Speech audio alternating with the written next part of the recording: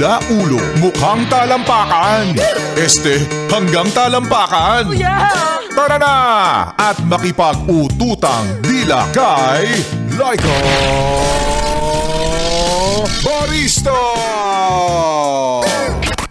Yes, friend, solid na naman ang nararamdaman mong katamaran ngayong araw ng Miyerkules dahil pumapasok ka araw-araw sa school, sa trabaho at sa OJT mo. Para tumawa lang at sabihin sa katabi mo na gusto mo nang umuwi. Napakadami po natatamaan. Laika Barista pa rin, yes, friend, ang iyong kasama dito sa 101.1 Yes FM. Solid! At hayat kaway-kaway para sa mga yes friend natin na nakarelate na naman sa kwento ng ating Laika Barista moments kanina na pinamagatang tulad ng dati. Napanigurado nga yes friend nakaka-relate ka rito dahil sa kahit anong aspeto naman. Dumadating tayo dun sa punto o yung tinatawag nating saturation point. Nagsasawa ka na lang sa hindi mo malamang dahilan. Nagsasawa ka na lang, naiinis ka na lang sa hindi mo malamang rason, 'di ba? Na pwedeng ang dahilan, baka mamaya paulit-ulit yung ginagawa mo.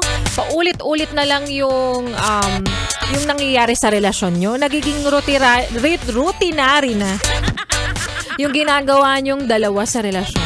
Kumaga wala na kasing bago, hindi ka na na-excite, walang gustong solusyon na gawin sa nararamdaman yung panlalamig sa isa't isa. Pero kung nararamdaman mo naman yun, di ba, dapat gagawa ka ng paraan. Dapat magtataka ka. Dapat gagawa ka ng solusyon. Minsan kasi yung ibang nakikinig ngayon, ikaw yung pinapatamaan ko. Imbis na gumawa ng paraan, anong ginagawa mo? Nagpapayami ka. Hinahayaan mo lang. Kasi iiral na naman yung pride. Ano nga yung sinasabi mo? Ako na to, bakit? Siya naman yung may problema dyan. Bigla na lang siyang di nagkakausap sa akin. Ang arte, ha? Ang arte. Tapos kapag iniwang ka, kapag sinabing parang I think kailangan na nating maghiwalay, magtataka ka, iiyak ka. Bakit? May ginawa ka bang paraan? Wala, di ba?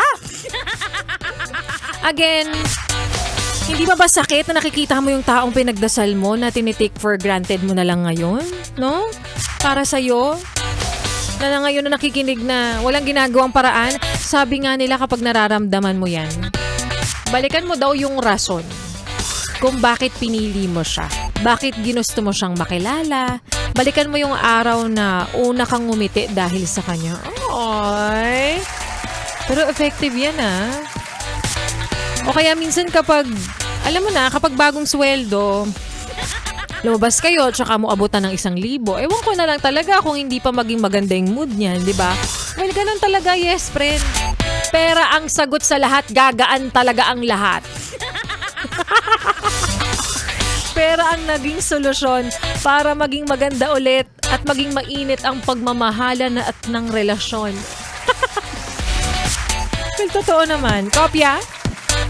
Kopyang-kopya. At oras na para malaman kung sino ang nanalo ng 500 piso na hatid po sa atin ng Charm Fabcon Purple Eternity by ACS. ACS.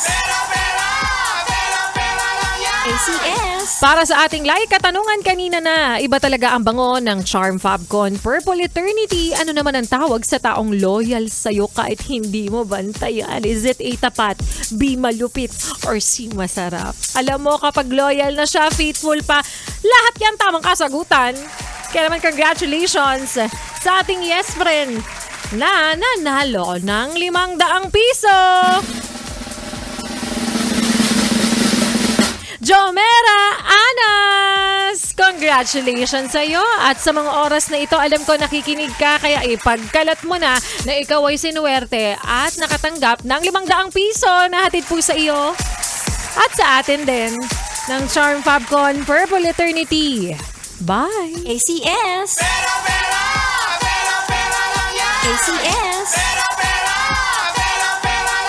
ACS. And a happy listening sa mga yes friend natin ngayon na pauwi na, galing trabaho, galing school, galing OJT, galing lakad, galing lakwatsa. At ituloy pa natin ang pakikinig nyo sa mga kantahan natin. Ngayong hapong ito, susunod na ang programa ni Ganda Wanda, dito pa rin sa iyong solid na paboritong kabanding. ang 101.1 Yes FM. Solid!